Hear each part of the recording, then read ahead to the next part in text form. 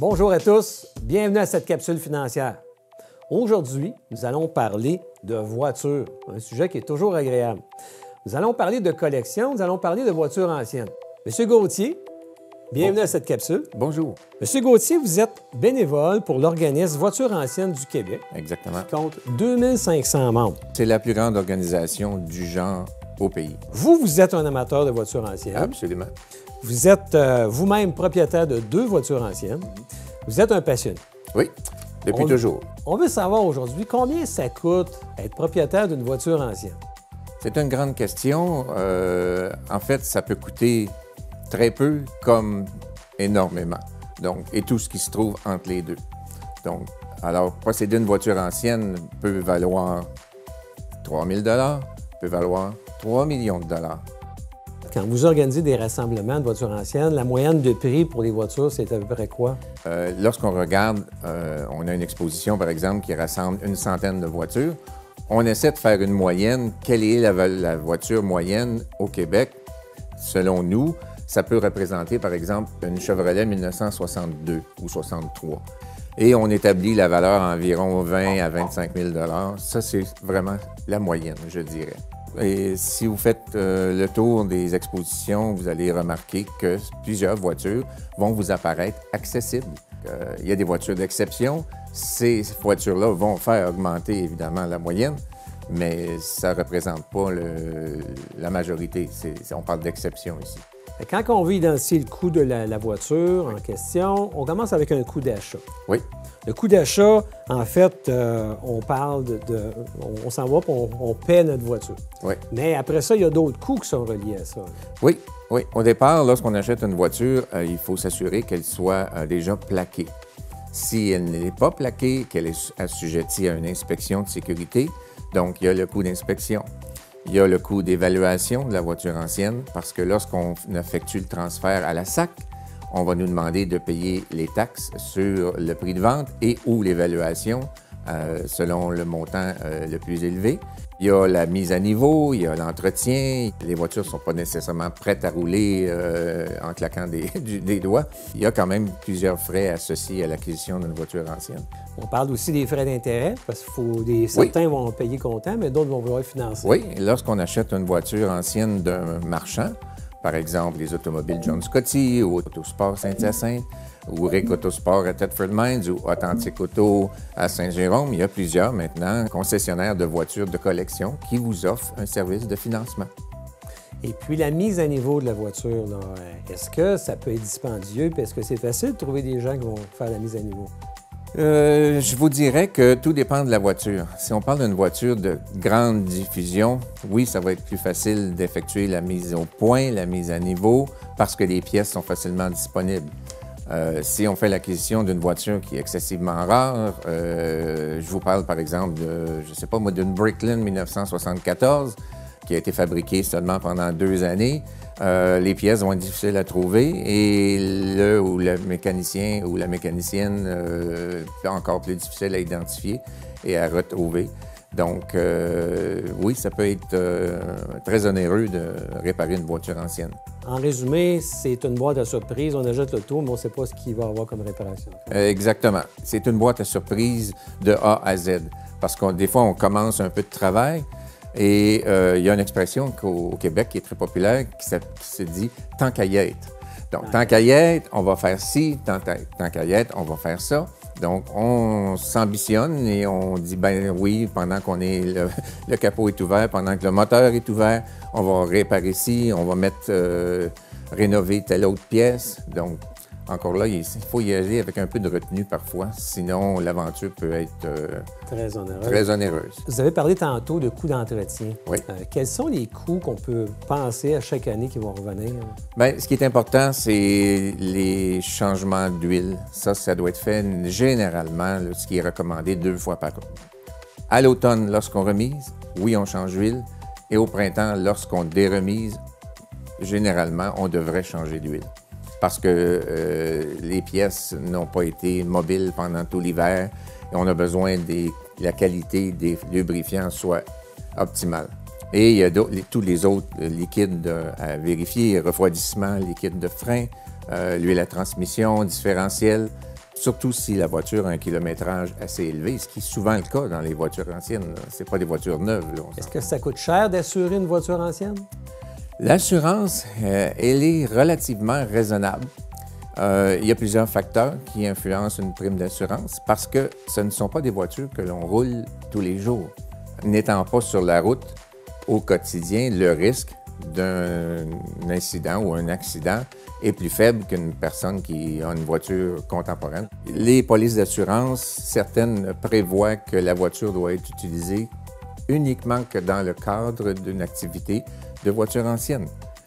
Donc, il y a des polices qui restreignent l'utilisation, à savoir ne pas l'utiliser pour aller travailler, ne pas l'utiliser pour effectuer des contrats de mariage, de graduation. Tout dépend des clauses d'inclusion ou d'exclusion. Okay. Mais une police d'assurance, c'est quand même raisonnablement accessible. Il ne faut pas oublier non plus qu'il y a des frais d'entreposage. Vous ne laisserez pas la voiture dans le banc de neige au mois de janvier. Oui, d'ailleurs, lorsque la voiture est entreposée, elle doit être assurée contre feu, vol et vandalisme. L'entreposage, ça devient de plus en plus un facteur important parce qu'autrefois, quand moi j'ai débuté dans le domaine, un garage pouvait coûter 25 ou 50 $ par mois. Là, on est plus dans le 200-250 $ par mois pour un garage chauffé. C'est vrai que dans certains bijoux de collection de ce genre, on ne voudra pas d'un garage qui a eu un taux d'humidité trop élevé, Exactement. etc. Exactement. Au niveau du lavage, la cire, l'intérieur, l'extérieur, on ne se présente pas au lavage sans contact au coin de la rue, j'imagine, pour faire. Le lavage sans contact peut être une solution occasionnelle parce que même si on dit sans contact, vous pouvez certainement réaliser que les produits qui sont déposés sur les voitures vont faire en sorte que la saleté disparaît, mais font en sorte aussi que les produits de protection, les cires, soient affectés là, et puissent être diminués en protection. Donc, oui, l'esthétique automobile pour les voitures anciennes demande un certain soin, d'excellents produits, une méthode de travail avec ce qu'on appelle les mitaines de lavage, très propres, qu'on doit savonner, rincer, savonner encore nouveau, rincer à nouveau. Beaucoup de rinçage entre les passages de la mitaine de lavage. Au niveau de la dépréciation, on achète une auto, là, puis elle a déjà 40 ans, 50 ans, voire le nombre d'années que vous voulez. Est-ce que la dépréciation est importante?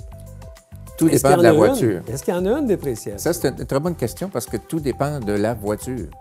Dans certains cas, la valeur va apprécier. C'est ce que tout le monde souhaite lorsqu'ils font l'acquisition d'une voiture ancienne. Et certaines autres vont déprécier parce que il y a des tendances, des modes, il y a des cycles pour chacune des voitures. On prend l'exemple d'une Cadillac 1959, là, qui est typique des années 50 avec des ailes immenses à pu finir. Il y a, disons, une quinzaine d'années, ça avait beaucoup apprécié. Et la valeur de ces voitures-là a diminué dans les dernières années parce que d'autres modes, d'autres tendances se sont installées, notamment avec les voitures qu'on appelle resto mode, qui sont des voitures anciennes avec des mécaniques mises à jour modernes, mécanique, suspension, direction, transmission, moteur et tout ça, moderne dans une carrosserie ancienne. Les prix sont assez exorbitants. Puis j'imagine que c'est comme d'autres produits, vous voulez vendre, mais c'est peut-être que le marché n'est pas favorable, il faut être prêt à attendre des fois un certain temps pour faire la vente. Là. Oui, encore là, tout dépend du contexte. On dit toujours qu'il y a toujours un acheteur pour la bonne voiture à un moment X. Et j'y crois beaucoup. Et c'est ce qui fait en sorte qu'il y a des voitures qui sont à vendre pendant des mois et d'autres pendant quelques heures sur les plateformes de médias sociaux ou Marketplace, par exemple, sur Kijiji. Tout est une question de prix, de contexte et de circonstances. Si vous aviez un montant à donner comme coût annuel pour être propriétaire d'une voiture ancienne, ce serait quoi? Si on calcule l'assurance, l'entretien un peu, des produits, les stabilisateurs d'essence, le changement d'huile et tout ça, je vous dirais un 2000 $ fixe par année par véhicule. Ça, on ne parle pas de réparation majeure, là. On parle d'une voiture qui roule régulièrement, année après année. Est-ce que le marché de la revente se porte bien? Oui, les voitures qui sont moins populaires se retirent Et les nouvelles tendances arrivent et font en sorte qu'il y a un marché pour ces gens-là. Par exemple, le marché du pick-up se porte très, très bien aux États-Unis. On parle de pick-up des années 60, beaucoup des années 70. Ces pick-up qui soient des camionnettes avec moteur mécanique d'origine ou on a parlé de resto-mode tantôt, donc avec mécanique moderne cachée sous une carrosserie ancienne. En ce moment, d'après vous, est-ce que vous diriez qu'on devrait acheter un véhicule tout monté ou on achète un véhicule ancien en pièces détachées puis qu'on le monte soi-même? Tout dépend de la personne. Je vous dirais que d'acheter un véhicule clé en main est probablement la solution la plus universelle pour la majorité des gens. La personne qui possède un certain talent, soit au niveau de la carrosserie, au niveau de la mécanique, et qui a beaucoup de patience aussi, peut tirer profit d'une restauration complète à partir d'un véhicule en pièces. Mais moi, je considère que c'est l'exception, là. Parce qu'autrefois, il y a, disons, dans les années 70-80, les gens restauraient beaucoup des voitures classiques des années 30. Lorsque la restauration était terminée, valait une fortune. Et ces gens-là avaient un talent pour retrouver les pièces manquantes, les faire fabriquer. Et il y avait beaucoup d'artisans restaurateurs. Mais ces gens-là se retirent tranquillement parce que cette génération-là disparaît. Donc, on est plus aujourd'hui dans le clé en main que jamais dans le marché de l'auto ancienne au Québec. M. Gauthier, on achète parce qu'on a envie de se faire un cadeau, c'est un hobby qu'on a envie d'avoir, ou bien on achète pour faire un investissement? Bon, c'est trois catégories d'acheteurs dont on vient d'énumérer là. Se faire un cadeau est, je pense, la plus importante des catégories que vous venez de mentionner, parce que d'acheter pour investir, c'est pas la moyenne des gens, c'est l'exception. Parce que l'investissement est relativement difficile à établir lorsqu'on achète la voiture. Il faut vraiment connaître le marché et être rassuré que l'achat que l'on fait va être un bon investissement. C'est très difficile à prévoir, mais c'est pas la moyenne des gens. Je pense qu'il faut le faire par passion, pour la vivre et se faire plaisir, oui. Et quand le contexte familial le permet, bien, encore mieux. M. Gauthier, je trouve intéressant de montrer aux gens la revue que votre organisme publie. Pouvez-vous nous en parler? Oui, le magazine de l'auto ancienne, c'est une publication qui est émise tous les mois depuis 1974. Et on couvre toutes les décennies de voitures anciennes dans le magazine chaque mois. Les années 30, les années 40, 50, jusqu'aux années 80, 90. Alors, bientôt les années 2000. Le magazine d'auto ancienne est disponible sur abonnement. Et lorsque l'abonnement est complété, ça peut se faire soit en version papier ou version digitale, mais pas sur le web, c'est sur une plateforme qui nous permet de lire le magazine en version numérique, là. M. Gauthier, on voit que vous êtes un connaisseur, puis on sent que vous êtes un passionné. Merci beaucoup de votre participation à notre capsule. Et merci de m'avoir invité. Au plaisir peut-être pour une autre occasion. Je l'espère. Merci à tous pour votre écoute. À la prochaine.